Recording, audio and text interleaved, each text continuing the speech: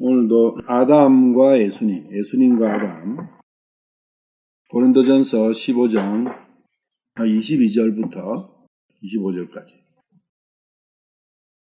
아담 안에서 모든 사람이 죽는 것 같이 그리스도 안에서 모든 사람이 살게 되리라. 그러나 각 사람이 자기 차례대로 되리니 먼저는 첫 열매인 그리스도요, 다음은 그리스도께서 오실 때에 그분께 속한 사람들이라. 그때에 끝이 오리니 곧 그분께서 모든 치리와 모든 권세와 권능을 물리치시고 왕국을 하나님 곧 아버지께 넘겨드리실 때라. 그분께서 모든 원수를 그분의 발 아래 두실 때까지 그분께서 반드시 통치해야 하나니 멸망받을 마지막 원수는 사망이니라. 아담 안에서 모든 사람이 죽는 것 같이 한 사람으로 말미암아 죄가 세상에 들어오고 죄로 말미암아 모든 사람이 사망이 임한 것, 5장 12절 말씀 맞다나 같은 거죠.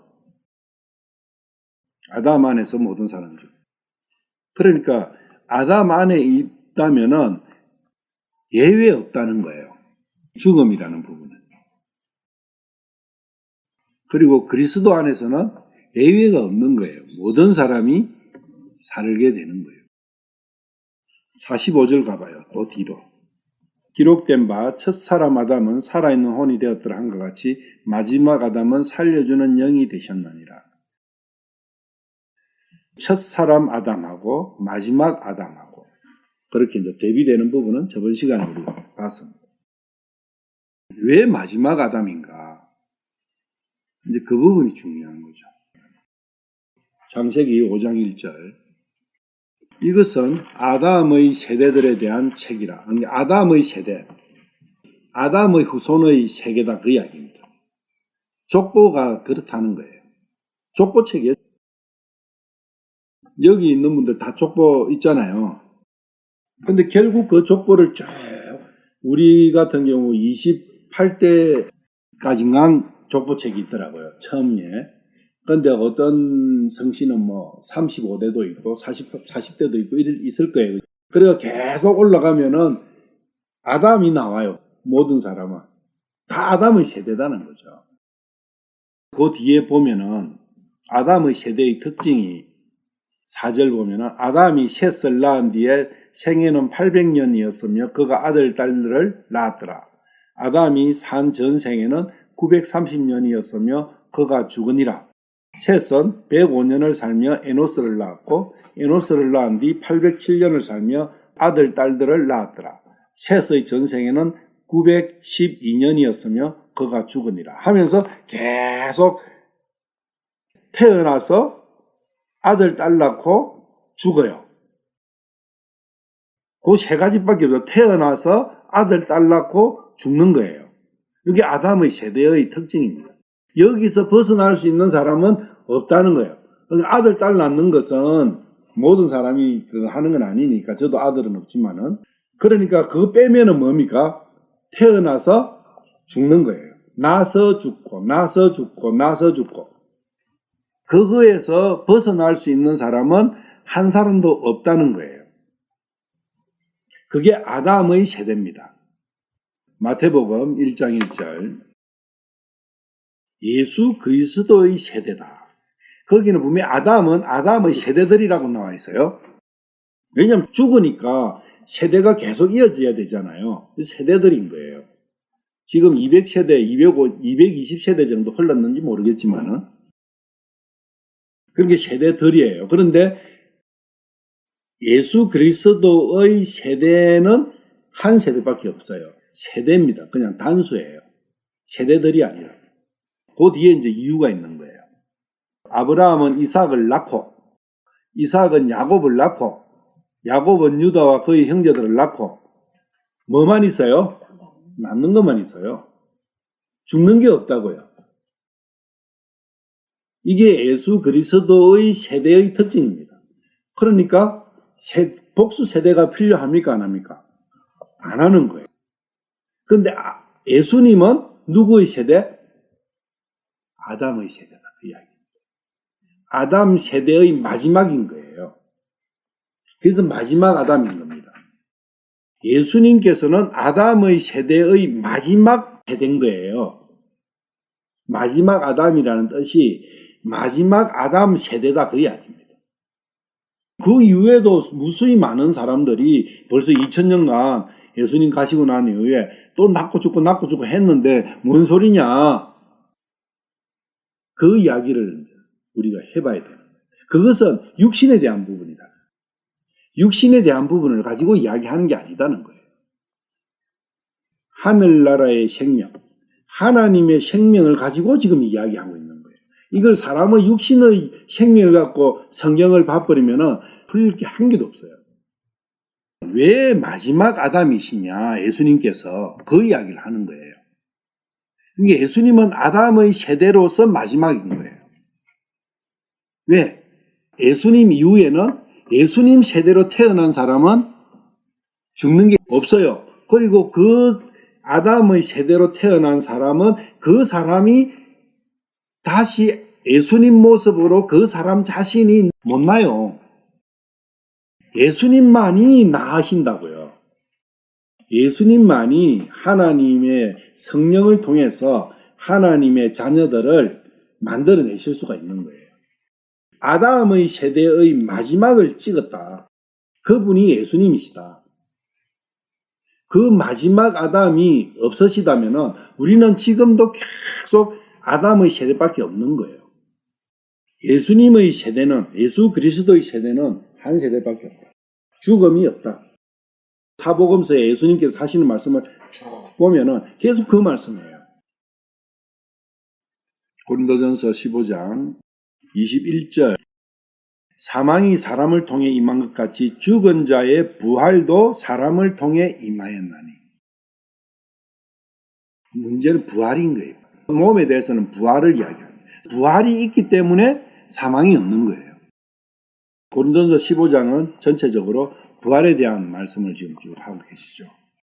먼저 부활한 게 혼의 생명이 부활했잖아요. 혼의 생명은 구원받을 때 부활이 되는 거예요. 죽었다가 다시 태어나니까 부활한 거예요. 혼의 생명은 바로 부활을 하는 거예요. 예수님 믿을 때 부활하고, 육의 부활은 죽고 예수님 오실 때 다시 육의 몸을 입는 거예요. 부활을 한 개만 생각하면은 안 돼요. 두 개가, 구원을 지금 살아서 받는 것은 혼의 부활입니다. 분명히 아담은 하나님이 하고 함께 했잖아요. 타락 전에 아담은. 그러니까 아담과 내가 분리시키니까 아담의 일하고 내 일하고는 다르다고 생각을 할 수 있어요. 그렇게 하면 안 돼요. 아담 안에서 전부 모든 인류는 하나예요. 그리스도 안에서 모든 성도는 하나이듯이 아담 안에서 전 인류는 하나라고요. 전 인류는 아담이라고. 40절에는 하늘에 있는 몸들도 있대요. 땅에 있는 몸들도 있고 하늘에 있는 몸, 땅에 있는 몸. 42절 보시면은 부활이 어떻게 일어났냐. 죽은 자들의 부활도 이와 같으니라 이러면서 썩는 것 가운데서 뿌려진대요. 먼저는. 그리고 썩지 않는 것 가운데서 이제 일으켜진다. 썩지 않으면은 죽지 않는 거죠. 썩는다는 것은 죽는다는 것이죠. 그런데 썩지 않는 걸로 일으켜지려면은 썩는 걸로 먼저는 썩는 것이 있어야 된다는 이야기예요. 그리고 44절에는 본성에 속한 몸이 있고 영에 속한 몸이 있다는 거예요. 그런데 이것은 또 여기에 또 순서가 있다는 거예요. 본성에 속한 몸이 먼저 있어야 영에 속한 몸도 있게 된다는 거예요. 순서라는 게 너무 중요하잖아요. 순서는 먼저 것이 없었거나 나중 거는 없다는 거잖아요. 그러면서 45절이 나오는 거죠. 첫 사람 아담이 있었기 때문에 마지막 아담도 있을 수 있는 거예요. 인간의 모든 역사, 내 자신의 어떤 이 땅에서 살아온 그 과정이나 역사나 이런 부분들이 힘들고 불행하고 슬프고 그거하고 아무 상관이 없다는 거예요. 그 모든 역사는 뭐 때문에 있어지느냐? 하늘 몸을 잇기 위해서, 영광스러운 몸을 잇기 위해서, 썩지 않는 생명을 얻기 위해서 그 과정이 필요한 것일 뿐이다는 거예요. 그거에 있어서 행불행이 찾는 것은 의미가 없다는 거예요. 이 삶의 의미는 오직 그 다음에 썩지 않는 몸을, 하늘의 몸을 입는 그것이 목적이지, 여기 이 삶이 모양이 어떠하다 저떠하다 그것은 아무 가치도 없고 의미가 없다. 그 이야기예요. 그러니까 창세기 아담 세대 5장을 볼 때도 나고 죽고 낳고 죽고 그것밖에 없는 거예요. 그 사이는 뭐 여러 모양이 있겠지만은 왕도 있고 대통령도 있고 하인도 있고 종도 있고 어려서 죽은 사람도 있고 100살 넘게 사는 사람도 있고 부자로 사는 사람도 있고 가난하게 거지로 사는 사람도 있고 다양하지만은 그것은 하나님 보실 때는 아무 의미가 없는 거예요. 그러니까 안선한 거예요. 그거는 지금도 그 의미는 똑같다. 46절에 그러나 영에 속한 것이 첫째가 아니에요. 그러니까 하늘의 것을 받는 것이 첫째가 아니고 그 하늘의 것을 받기 위해서는 첫째가 있어야 된다. 그 첫째가 땅에 속한 부분이 있어야 된다. 그 역사가 있어야 된다. 본성에 속한 것이 있어야 된다. 처음 것의 목적은, 이유는 그것밖에 없다는 거예요. 두 번째 것을 받기 위한 그거 말고는 첫 번째 삶의 목적, 이유는 아무것도 없는 거예요. 이렇게 이제 고린도전서 15장 말씀이 바로 그거예요. 이 부활을 하는 몸 말고는, 부활의 몸을 얻는 거, 그거 말고는 육신을 갖고 있고 태어나서 아담의 세대로 태어나가지고 살아가는 그 의미는 오직 한 개밖에 없다. 그것을 알아야 된다. 거기서 아웅다웅 이렇게 우리가 살지만은 그것은 두 번째 받는 생명, 이것을 받느냐 못 받느냐의 그거지 아무 의미 없는 거다. 47절을 보시면 첫째 사람은 아담이죠. 첫째 사람은 땅에서 나서 땅에 속하거니와 둘째 사람은 하늘로부터 나신 주시니라. 자, 여기는 이제 첫째 사람과 둘째 사람은 나왔어요. 앞에서는 45절에서는 첫 사람 아담과 마지막 아담으로 나왔잖아요. 근데 47절에서는 첫째 사람과 두 번째 사람 이렇게 나오는 거예요. 둘째 사람. 첫째와 둘째. 사람은 두 종류밖에 없다는 거예요. 아담과 같은 사람이냐, 예수님과 같은 사람이냐, 두 개밖에 없다. 누구를 닮을 것이냐, 그거는 자기가 선택한다는 거예요. 그것이 중요하다는 거예요. 예수님과 같이 되는 그것만이 모든 것의 목적이고 끝이고 결과다는 거예요. 그 결과 없으면 뭐 어떤 것든 어떤 인생을 살았든 헛것이다. 49절에 보시면 우리가 땅에 속한 그 사람의 형상을 지닌 것 같이 또한 하늘에 속하신 그분의 형상을 지닌다. 둘째 사람은 하늘로부터 나신 주시기 때문에, 하늘로부터 오신 분이기 때문에 하늘의 생명을 갖게 되는, 내가 그분의 형상을 지내는 것. 49절에 하늘에 속하신 그분의 형상을 입는 것. 그거야말로 모든 것의 종결이다. 목적이다. 그렇게 생각하면은 이 세상 삶이 이러든 저러든 싸우든 미워하든 행복하든 뭐 좋아하든 그게 무슨 의미가 있냐는 거예요. 그런 거는 단지 그런 것을 통해서 하늘 것을 받으면은 그것이 인간 삶으로서는 최고로 불행할지라도 그 사람은 잘 살아간다. 바울 사도가, 베드로 사도가, 요한이, 그러한 예수님을 믿은 사람들이 이 삶을 보면은 베드로는 잘 안 나오지만은 바울 사도에 대해서는 자세히 나오잖아요. 그분의 그 인생 역정에 대해서는. 그 비참한 그 인생 역전이잖아요. 바울이 그런 말씀 했잖아요. 우리가 부활이 없다면은, 영광스러운 몸을 입는 이 부활이 없다면은 사자밥이 되고 뭐하려고 침례를 받으며 이 세상과 분리돼 가지고 핍박을 받으며 손가락질 받을 살 이유가 뭐 있냐 그 이야기.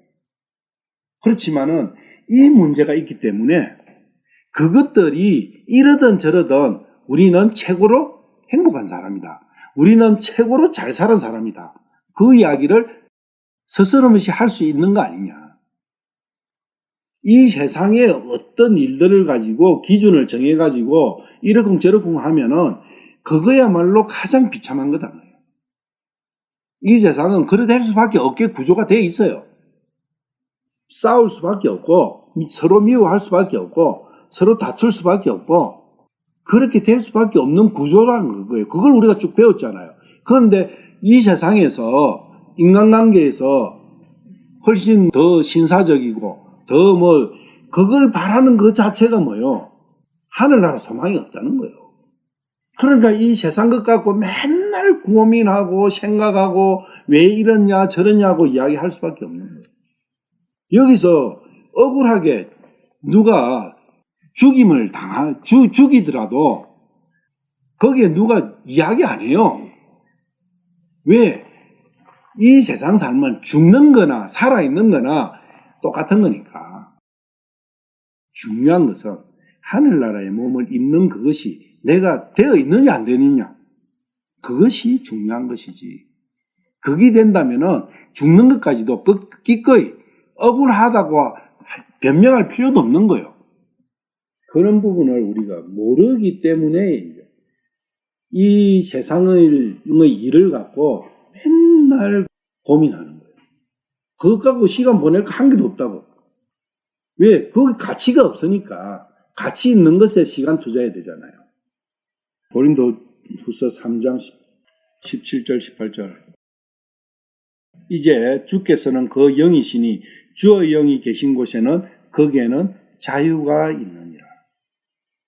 모든 세상에 오욕팔정이라 합니까? 108번뇌라 합니까? 훨씬 더 많겠죠. 여러 수천 수만 가지의 나를 괴롭히는 뭔가들이 버글버글한 게 세상이잖아요. 그 모든 세상에 나를 괴롭히는 그런 부분으로부터요 자유함을 잊게 된다. 왜 그러느냐?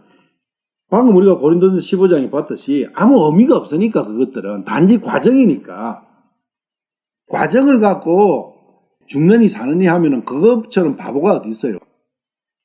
그래서 18절이 나옵니다. 18절 때문에 자유하다 그 이야기예요. 그러나 우리는 다 가리지 않는 얼굴로 거울을 보는 것 같이 주의 영광을 바라보며 같은 형상으로 변화되어 영광에서 영광에 이르는 나니 이것은 곧 주의 영으로 말미암은 것이니라. 같은 형상으로 변화된다. 예수 그리스도의 세대로 바뀌는 거잖아요. 예수 그리스도의 세대로 바뀐다는 게 뭐냐?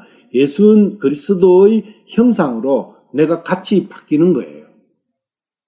그 소망이 있기 때문에 그 소망만 있으면 이 세상 거는 어차피 태어나고 죽는 거예요. 그것밖에 없는 거예요. 그런데 그 안에서 태어나서 죽는 그 안에 일어나는 그 일들이 마치 모든 것인 양 나를 사로잡고 있으면은 그게 어떻게 자유냐 그 이야기예요. 태어나서 죽는다. 그 사이는 전부 다 과로예요. 과로. 실제가 아니다 그 이야기입니다. 과로지. 의미 없다는 거예요. 과로는 뺄 수도 있고 넣을 수도 있는 거예요. 중요한 것은 과로를 빼버리고 나면은 태어나서 죽는데 그 사이에 내가 이 형상의 변화를 가져오느냐 모르느냐 그 문제만 있는 거예요. 과로 다음에 죽음 그 다음에 이와 같은 소망이 있느냐 없느냐의 문제가 모든 것의 끝이지. 그 과로 안에 있는 그거 갖고 나는 행복한 삶을 살아서 나는 훌륭한 삶이야. 나는 어떻고 그거가 뭔 의미입니까? 로마서 8장 29절. 그분께서는 자신이 미리 아신 자들을 또한 애정하사 자신의 아들의 형상과 같은 모습이 되게 하신다니 이것은 그분이 많은 형제들 가운데서 처음 난 자가 되게 하려 하심이니라. 첫 열매잖아요, 예수님께서. 그래서 예수님께서 첫 열매가 되셨기 때문에 그 다음 열매가 만들어질 수 있는 거예요. 8장 29절은 또 예정론에서 많이 또 써먹기도 합니다. 근데 이건 뭔가 잘못된 거죠. 문장이 두 개로 나눠져 있는 문장을 한 개로 엎쳐갖고 이런 잘못된 교리가 나오도록 한 거예요. 오늘은 뭐 그런 교리 문제를 하는 거 아니니까. 실제 29절은 무엇을 예정하신 거냐 하면은 구원받는 사람을 예정한 게 아니라 구원받은 사람의 모습을 예정하신 거예요. 구원받으면 이런 모습으로 바꿔준다. 그것을 예정하신 거예요. 예수 그리스도의 모습으로 바뀌는 그것을 예정하신 거예요. 이게 구원을 예정한 게 아니라는 거예요. 구원받은 자의 형상을 예정하신 거예요. 계획을 하셨다 그 이야기입니다. 그 형상이 영광밖에 없다는 거예요. 영광스러운 모습. 그 영광스러운 모습의 나의 모습을 보게 되면은 이 세상의 삶은 대통령이든 그게 뭐 왕이든 엘리자베스 왕이었든 상관없이 하잘 것 없는 거예요. 그게. 거지가 한 100명이 있어요. 예를 들면은 우리가 볼 때는 전부 다 거지잖아요. 그런데 거지 세계 안에 가면은 뭐가 있어요? 그거 있는 거예요. 왕초도 있고 쫄따구도 있고요. 쫙 있어요. 엄청 그 서열이 무섭대요. 그런데 양아치들 안에는. 그런 거하고 비슷한 거 아니냐. 우리가 영광스러운 몸을 입어버리면은 이 세상 삶을 살고 있는 모두는 거지보다 더 비참한 구더기 삶인데 전부 다. 그 안에도 서열은 있을 거예요. 자기들끼리. 그거 무슨 의미가 있느냐 그 이야기지. 그 밖에서 영광스러운 몸으로 밖에서 그 안을 볼 때는 전부 다 똥통 안에 있는 거예요. 거기에 무슨 슬픔과 기쁨을 논한들 그거 뭐 의미가 없지 않느냐. 데살로니가 전서 4장 13절부터 18절까지. 그러나 형제들아 잠자는 자들에 관하여 너희가 모르기를 내가 원치 않으니 이것은 너희가 아무 소망 없는 다른 사람들 같이 슬퍼하지 아니하게 하려 함이라. 하늘나라의 다음 세상에 소망이 없는 자들은 이 세상의 일이 모두 다잖아요. 자기 삶의 모든 거잖아요. 그러니까 조그마한 모래 알갱이 같은 그런 일 가지고도 산이 중리 난리 나는 거예요. 이제. 이 세상 삶을 가지고 불행이다, 행이다, 좋다, 나쁘다, 참으로 기쁘다, 슬프다, 기분 나쁘다, 기분 좋다, 오해니 해봤자 그것은 아무 의미 없는 거다는 거예요. 근데 그거는 왜 그러느냐? 소망이 없으니까. 이게 전체 아니까 그것만 갖고 따지는 거예요. 14절 우리가 예수님께서 죽으셨다가 다시 일어나셨음을 믿을진데 그와 같이 예수님 안에서 잠자는 자들도 하나님께서 그분과 함께 데려오시리라. 우리가 주의 말씀으로 너희에게 이것을 말하니 곧 주께서 오실 때까지 살아남아 있는 우리가 결코 잠자는 자들보다 앞서지 못하리라. 주께서 호령과 천사장의 음성과 하나님의 나팔 소리와 함께 친히 하늘로부터 내려오시리니 그리스도 안에서 죽은 자들이 먼저 일어나고 그 뒤에 살아서 남아있는 우리가 그들과 함께 구름 속으로 채 올라가 공중에서 주를 만나리라. 이거에 우리가 항상 주와 함께 있으리라. 그러므로 이 말씀들로 서로 위로하라. 소망이 있으니까 그 소망으로 위로하는 거잖아요. 소망 없는 위로가 있을 수 있습니까? 없습니까? 없는 거죠. 고린도후서 5장 17절 그런즉 누구든지 그리스도 안에 있으면 그는 새로운 창조물이라. 옛것들은 지나갔으니 보라 모든 것이 새롭게 되었도다. 18절 또 모든 것이 하나님께서 났으며 그분께서 예수 그리스도를 통하여 우리를 자신과 화해하게 하시고 또 화해하게 하는 사역을 우리에게 주셨으니 곧 하나님께서 그리스도 안에 계시사 세상을 자신과 화해하게 하시며 그들의 범법을 그들에게 돌리지 아니하시고 화해하게 하는 말씀을 우리에게 맡기셨느니라. 그런즉 하나님께서 우리를 통해 너희에게 간청하시는 것 같이 이제 우리가 그리스도를 위한 대사가 되어 그리스도를 대신하여 너희에게 간구하노니 너희는 하나님과 화해하라. 21절 하나님께서 죄를 알지 못한 그분을 우리를 위하여 죄가 되게 하신 것은 우리가 그분 안에서 하나님의 의가 되게 하심이라. 화해하고 반대말이 뭐죠? 그 말을 잘 모르면 그 말의 반대말을 찾아보면 어느 정도 좀 쉽게 우리가 이해할 수 있어요. 불화는 맞는데 불화한 사람을 우리는 뭐라 이야기해요? 원수죠, 원수. 원수지간. 화해가 된 관계냐, 원수 관계냐. 그렇다는 것은 화해하라 하는 것은 화해해야 될 사람은 원수지간인 거예요. 하나님과 원수지간.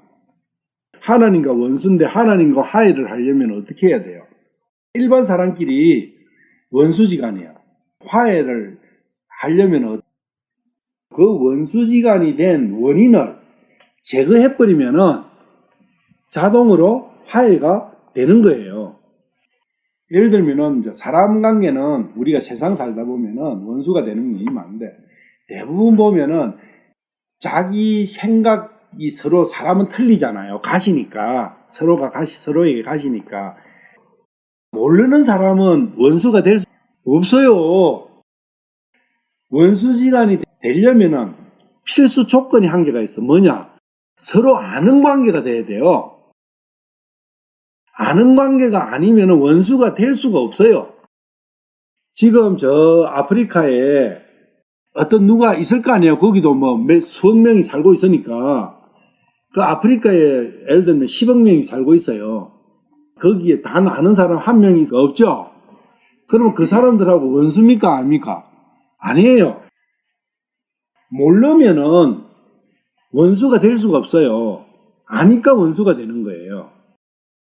왜? 서로가 서로에게 가시니까. 찌르는 거예요. 서로가 남이 자기를 찌르면 이제 원수가 되는 거예요. 근데 그럴 될 수밖에 없는 거예요. 이 세상 삶은. 그런 관계가 될 수밖에 없는데 세상은 다 뭐라 합니까? 그것은 안 좋은 거니까 화목하게 지내야 된다.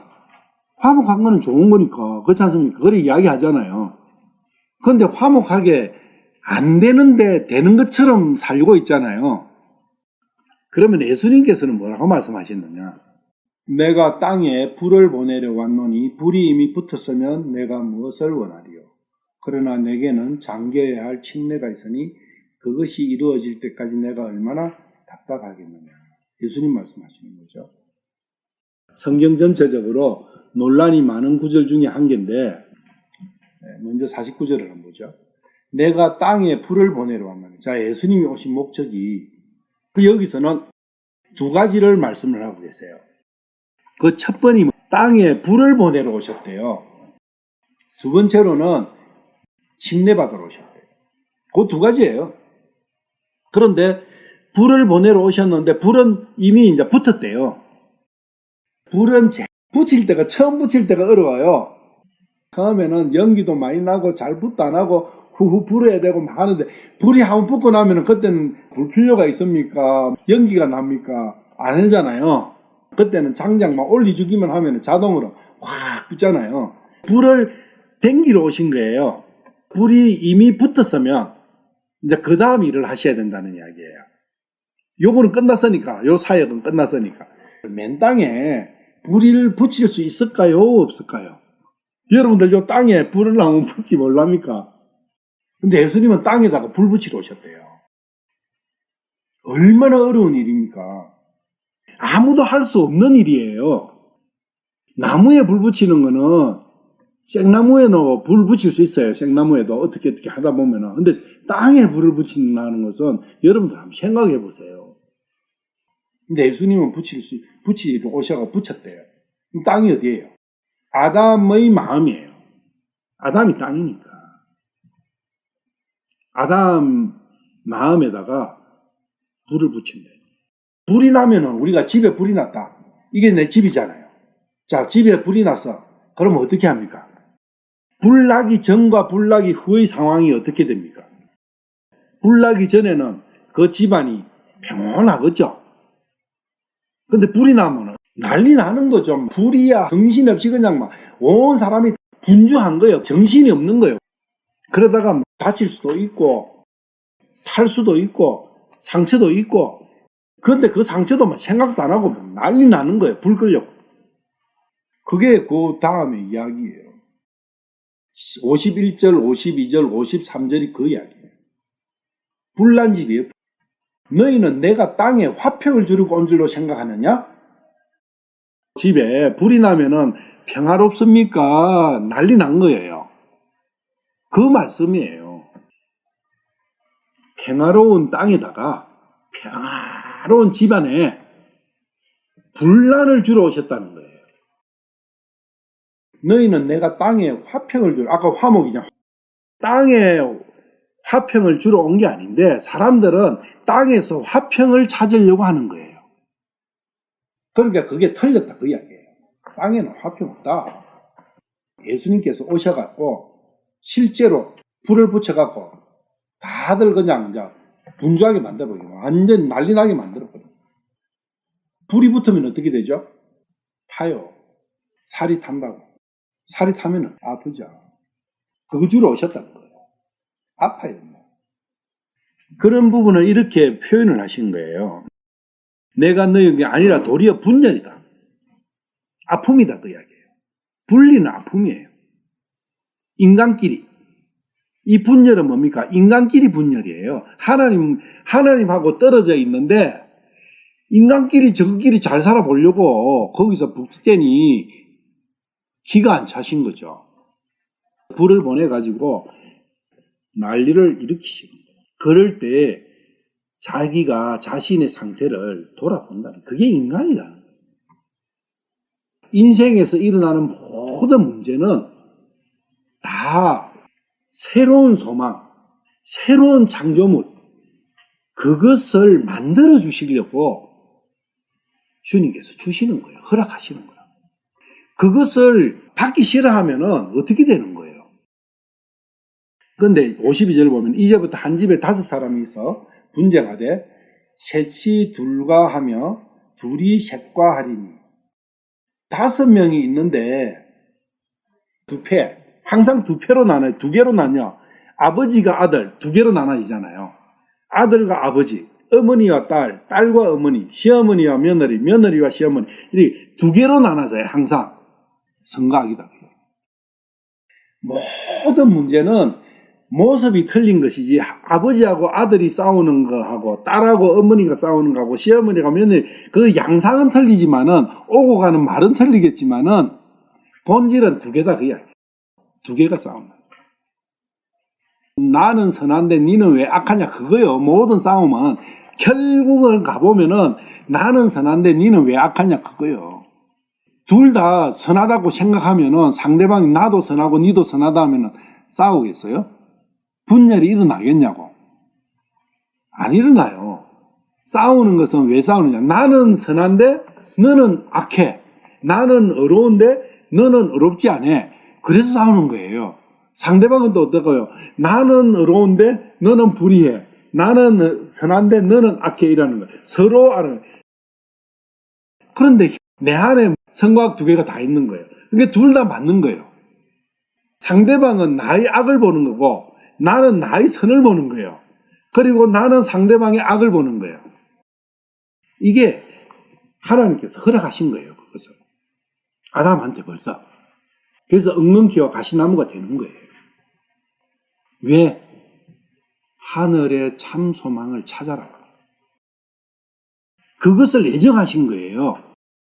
그리스도의 형상과 같은 형상을 예정하셨고 그 형상으로 만들어주시기 위해서는 이 삶에서 태어나서 죽을 때 그 사이에 그러한 부분, 서로가 서로에게 가시가 되고 분열이 일어나고 싸우게 되고 울고불고 하는 그 과정이 허락하신 거예요.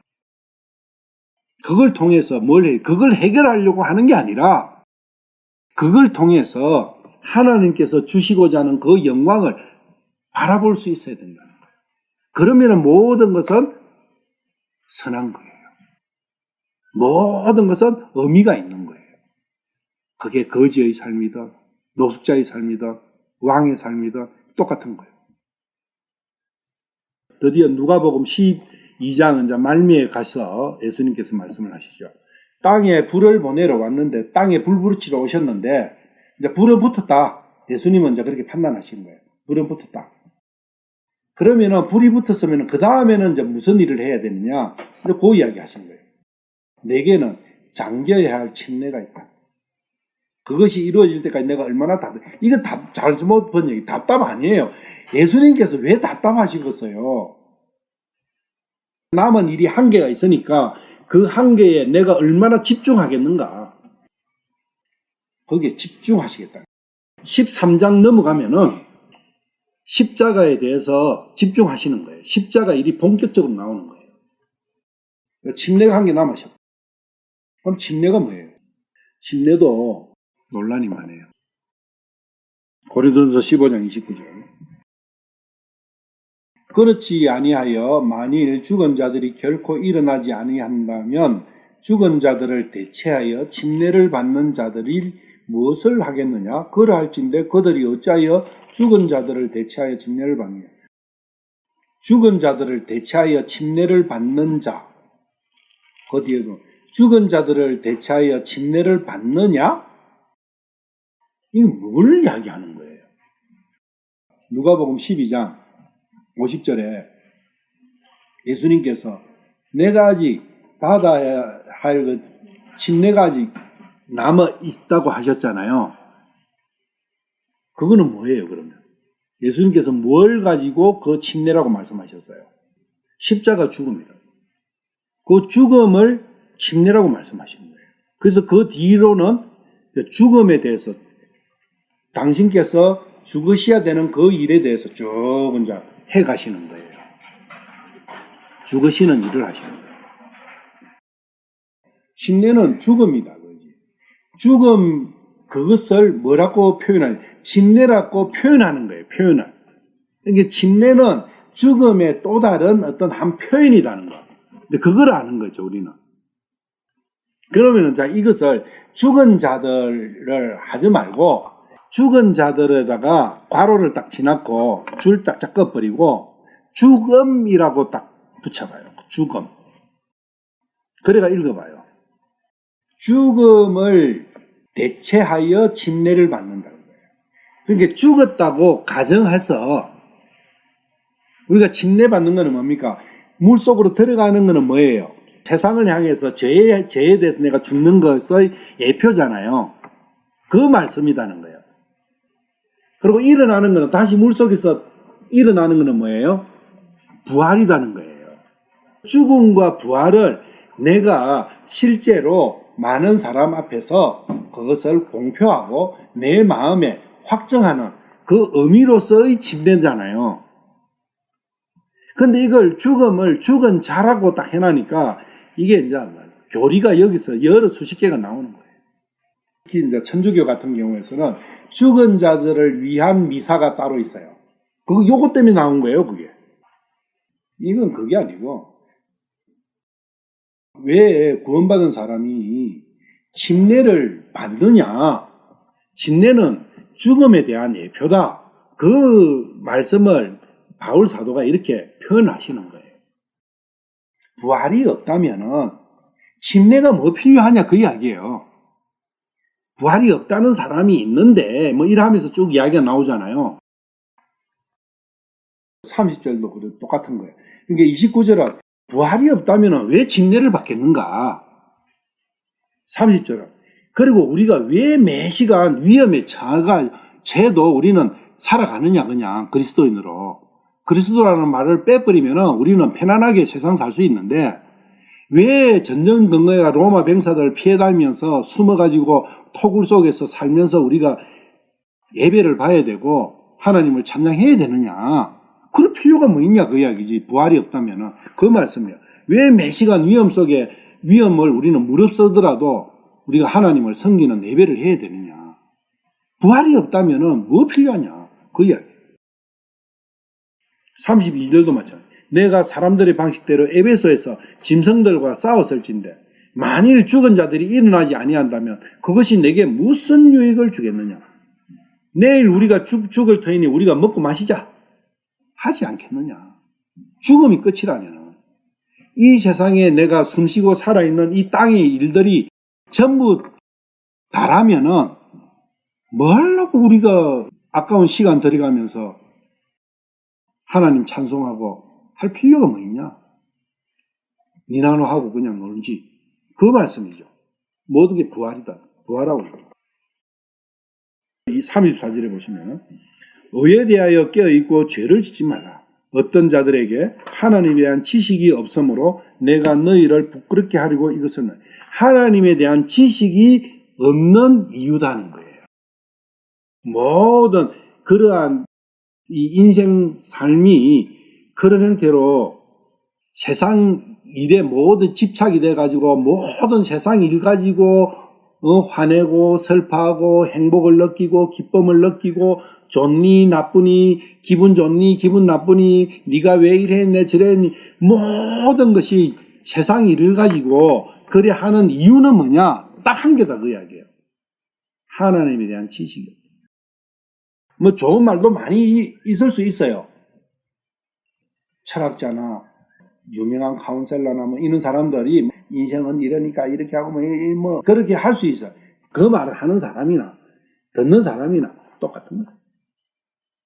모든 것은 이 세상을 가지고 세상 걸 갖고 이러니 저러니 거기에 무슨 가치를 두고 하는 모든 것은 하나님에 대한 지식이 없을 것 같아요. 우리도 어떨 때는 참 침륜에 빠지고 어떨 때는 한숨이 나오고 어떨 때 그것은 아직도 우리는 하나님에 대해서 모르는 게 너무너무 많은 거예요.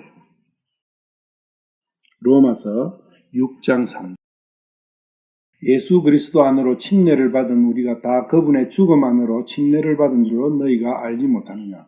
그러므로 우리가 죽음 안으로 침례를 받아 그분과 함께 묻혔나니 이것은 그리스도께서 아버지의 영광을 힘입어 죽은 자들부터 일으킨 같이 우리도 생명의 새로움 속에서 걷게 하려. 로마서에 보면은 정확하게 나오는 거예요. 아까 고린도전서 15장 29절 말씀하고 그냥 바로 연결되는 말씀이잖아요. 여기는 죽음과 침례 딱 나오는데 왜 거기는 죽은 자와 침례 이게 또 나오느냐. 그래서 6절 만일 우리가 그분의 죽음과 같은 모양으로 함께 신겼으면 침례를 받았으면 예수님께서 내가 아직 잠겨야 할 침례가 남아있다. 그 침례를 이야기하시는 거예요. 그 죽음을 이야기하는 거예요. 그분의 죽음, 그분은 십자가에서 죽으셨잖아요. 그분의 침례는 십자가 죽음이에요. 그래서 우리도 같이 십자가에 나를 못 박는 거예요. 그분과 같은 침례를 받는 거니까.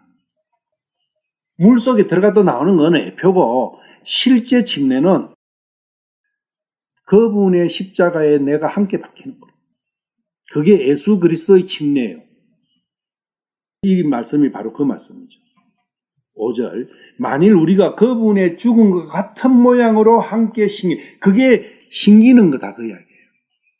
그 신김이 있을 때 썩는 것이 그렇게 신기했을 때 뭐가 나와요? 열매가 나오잖아요. 이삭이 다시 거기서 그것을 부활로 표현해요. 그분의 부활과 같은 모양으로 예수 그리스도의 형상과 같은 형상을 입는 것. 하나님께서 창세전부터 우리에게 주실 그 형상을 준비해 놓으신 그 형상을 비로소 받는 거예요. 6절 우리가 이것을 알거니와 우리의 옛사람이 그분과 함께 십자가에 못 박힌 것은 이게 침례라는 거죠. 예수님 말씀하신 침례는 이 침례예요. 십자가에 못 박힌 것. 그분과 함께 십자가에 못 박힌 것. 누가? 옛사람이. 강도가 십자가에 박혀갖고 한 강도는 아마 거기 왼쪽에 있는 강도일 거예요. 그 강도는 죽어가면서도 뭘 해요? 예수님을 저주해요. 웃기잖아요. 저 지가 지금 죽어가고 있는 놈이 무슨 남 보고 있냐 그 이야기지. 우리도 내가 사람이 십자가에 박혀 있으면은 누가 이 사람을 난도질을 한들, 칼질을 한들, 무슨 짓을 한들 내가 거기에 신경 쓸 일이 뭐 있느냐 그 이야기예요. 그런데 우리는 가끔씩은 좌편의 그 강도처럼 또 택도 아닌 일을 또 해요. 그게 참 우리의 어리석음 아닌가. 옛사람이 그분과 함께 십자가에 못 박힌 것은 죄의 몸을 멸하여 이제부터는 우리가 죄를 섬기지 아니하게 하려 함이니 십자가에 달려갖고 무슨 일을 하겠어요? 죽은 자는 죄로부터 해방되었느니라. 죄는 세상 일들이에요. 세상 일은 곧 죄잖아요. 11절 보시면은 이와 같이 너희도 자기 자신을 죄에 대하여는 참으로 죽은 자요. 세상에 대해서. 죄와 세상, 죄락하니까 멀어요. 세상에 대해서. 조금은 가까워요. 세상에 대하여는 참으로 죽었다. 하나님께 대하여는 예수 그리스도 우리 주를 통하여 산자로 여기지. 그러므로 너희는 죄가 너희의 죽을 몸 안에서 군림하지 못하게 하여 몸의 정욕 안에서 죄에게 순종하지 말고 또한 너희 지체를 불의의 도구로 죄에게 내어주지 말며 오직 너희 자신을 죽은 자들로부터 살아난 자로서 하나님께 드리고 너희 지체를 의의 도구로 하나님께 드리라. 예수님께서 오셨다는 것은 실제 2000년 전에 오신 거지만 나 개인에게 적용을 항상 해야 돼요. 모든 걸 역사 속에서 해버리면 나하고 무슨 연관이 있느냐 그 이야기죠. 내가 예수님을 알고 예수님의 이름을 듣고 말씀을 접하게 되고 성경을 알게 되고 하면서부터 그때부터 나는 예수님을 만나는 거예요. 알게 되는 거라고. 그때가 나는 2000년 전에 예수님이 오신 그것이 지금 현재 나에게는 그때부터 시작된 거예요. 그러면 예수님께서 나에게 오셔가지고 제일 처음 하시는 게 뭐예요? 아니 이거는 구원받고 안 받고 상관없이 구원받기 전의 이야기예요. 내가 예수라는 이름을 듣고 말씀이라는 걸 내가 첫 페이지를 한번 펴보는 그거부터가 시작이잖아요. 성경을 내가 한번 봐야 되겠구나. 누가 성경 이야기를 하는데 성경이 뭐지? 예수라는 사람은 뭔가? 하면서 이제 궁금함이 일어나가지고 보잖아요.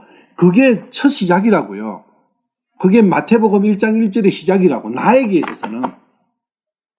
그러면 예수님께서 내가 예수님에 대해서 궁금한 점이나 뭔가 관심이 생겼을 때 예수님께서 나하고 이제 연결이 됐잖아요. 그때 나에게 예수님은 뭘 주세요? 불을 주시는 거예요. 나의 마음에 불을 댕기신다고요. 첫째로. 불이 나면 어떻게 돼요, 그러면? 불이 나면은 모든 상황이 다 바뀌어버려요. 난리 나고 막 조용하던 내 삶이 갑자기 이제 요동을 치는 거예요. 이제. 풍파가 아까 풍파가 나왔지만 그 풍파가 물이 있어야 되고 바람이 있어야 되잖아요. 물과 바람. 물과 바람은 예수님이에요. 내가 예수님의 이름을 부르기 시작하고 예수님이 누구신가 궁금하고 하늘나라의 일이 궁금하고 이럴 때부터 이제 어떤 일이 벌어지느냐? 내 마음 안에 풍파가 일어나고 내 마음 안에 불이 나는 거예요. 그래서 세상에 내가 살아오면서 없었던 상상도 못했던 막 문제들이 막 일어나는 거예요. 그게 불난 것이고 파도가 일어나는 거예요. 불은 태워버려요. 기존에 있는 걸 태우는 거예요. 새로운 걸 주시고. 자녀들이나 내 주위에 어떤 사람이든 그러한 문제 때문에 힘들어하면 이러한 저 하늘의 소망을 가지고 위로를 할 수 있어야 된다. 그게 위로 아니냐. 더 좋은 걸 주시기 위해서. 창세전에 예비하신 그 영광의 몸을 주시기 위함이다. 오늘 여기까지 끝낼게요.